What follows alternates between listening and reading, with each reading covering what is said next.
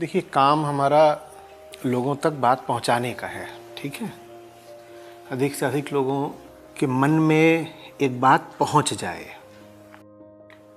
और वो बात सहज होते हुए भी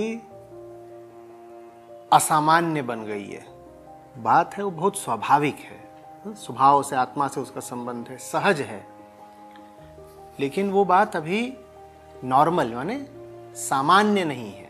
इसका मतलब हुआ कि वो अपने आप किसी को कौंधेगी नहीं।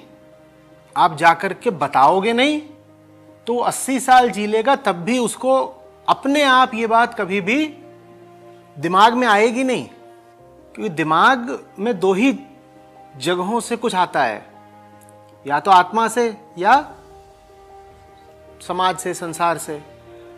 हम कुछ ऐसे होकर के बैठ गए हैं कि आत्मा से चली हुई कोई भी चीज मन तक पहुंचती नहीं, या ऐसे कह लो कि आत्मा से कुछ आता भी है तो मन उसको न स्वीकार करता है, न बहुत महत्व देता है।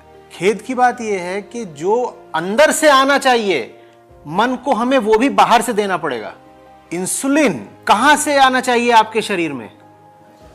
अंदर से आना चाहिए, पर आपने अपनी व्यवस्था पूरी कचरा कर ली हो आंतरिक, तो जो इंसुलिन अंदर से ही आना चाहिए था वो फिर कहां से देना पड़ता है?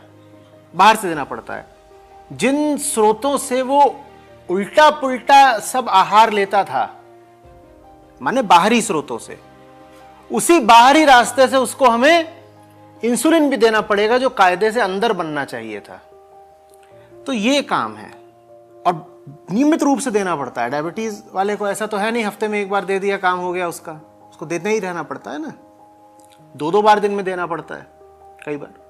तो वैसे ही है, एक तरह की होड़ है, ये बाजी लगी हुई है, रेस।